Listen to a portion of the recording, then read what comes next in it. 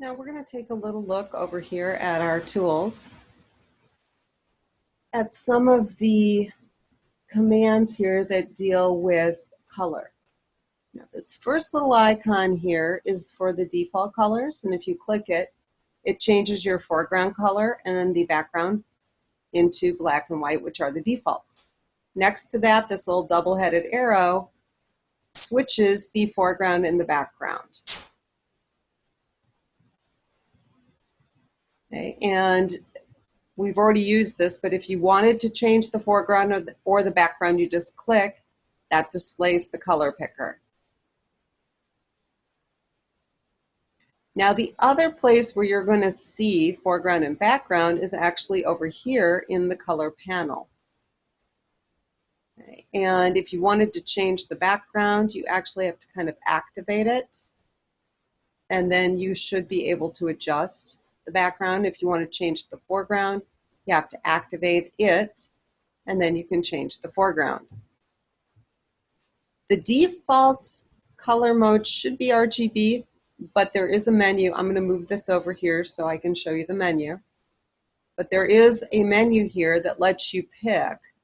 So if I wanted hue, I could pick that.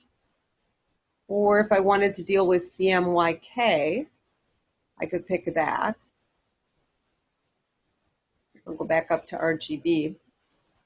Okay, but you can see that it's pretty flexible, and you can change the foreground and background from the color panel. Now let's take another look at the color panel. So we've got our little gradient here that we can pick our new color from. Remember, if you see the little triangle here, that means the color is out of gamut. And just clicking the swatch will bring it to the next or the closest in gamut color. We've got hue, saturation, and brightness here. If you pick a color and you want to make it brighter, you can actually come up here to the B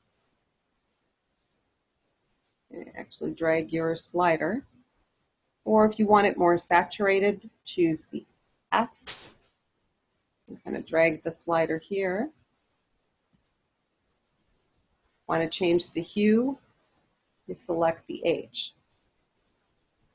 You can go back down here to RGB, red, green, blue. Maximum you can have is 255. And if you put in 255 for each one, okay, you have white. And if you put in 0 for each one, you have black. So any combination is going to give you the different colors. Now below that, what you're seeing is a hexadecimal number. And when you're dealing with web pages, you can use that hexadecimal number to specify a specific color that you want the text to display in or the background of the page. Okay, so this is your hexadecimal value.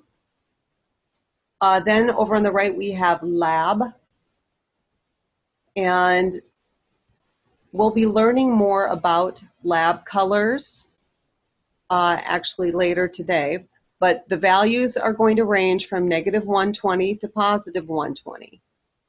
And it gives you over 6 million color variations.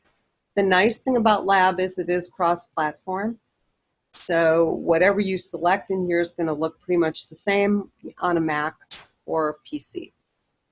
We've got CMYK, cyan, magenta, yellow, and key. Key stands for black.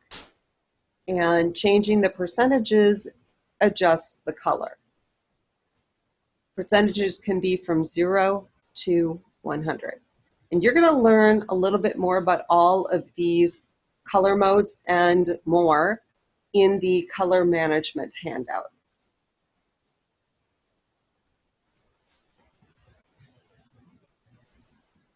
Now, swatches.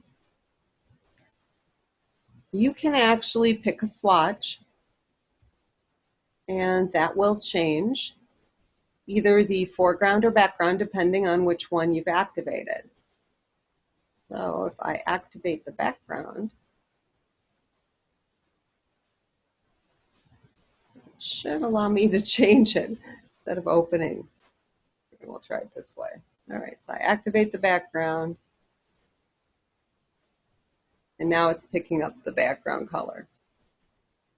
So on my crazy PC, perhaps the color panel is the best place to go to activate. If you have a color that you like,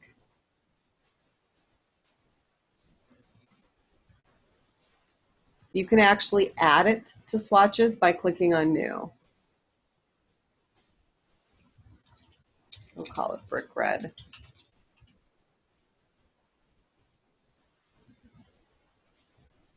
And if I point here, there is my color. This is the color that I just added, that Brick Red.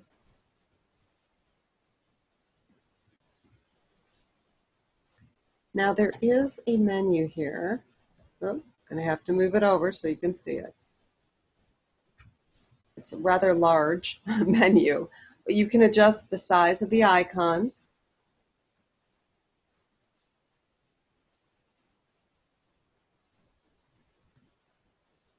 You can load additional swatches. You can save them, you can replace them. We've got all sorts of swatches that you could choose to load. I would always append because then you don't lose anything that you already have.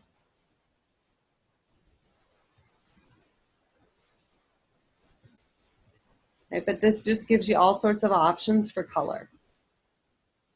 I'll move that back over here. Now the eyedropper is actually pretty cool.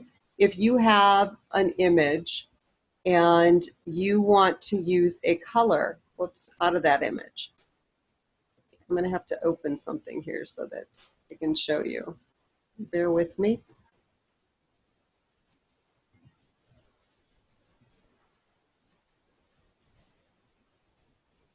Okay, so let's say I kind of like that rusty brown in the background. And I want to use that color in something I'm creating. If I use the eyedropper and I click, it pulls that color into the foreground.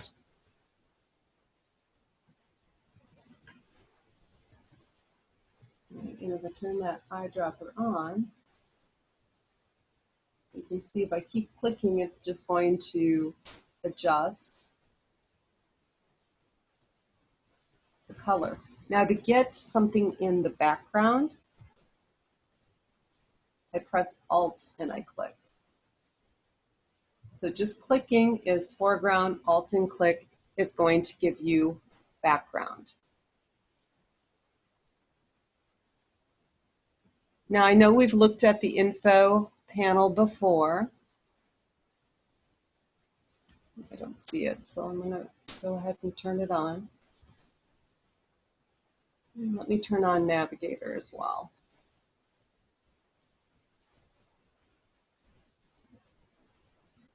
Okay. Oh, there's info.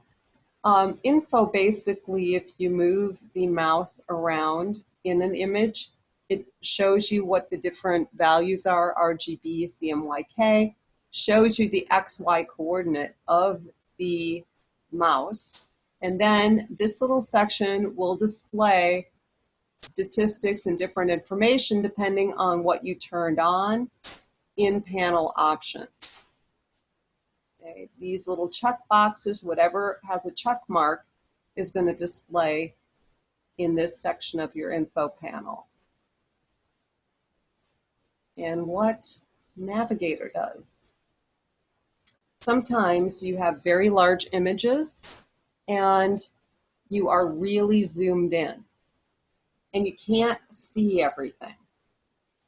So Navigator lets you quickly display different sections of the image. You just take the little red square, left drag it, and you get to different areas. Now, you can also do the same thing when you're working. If you press the space bar, keep your finger on the space bar, you get the little grabber hand, and you can left drag and go to different areas. And when you release the space bar, your mouse goes back to whatever tool you had. So pressing the space bar gives you the hand, releasing takes you back to your regular tool.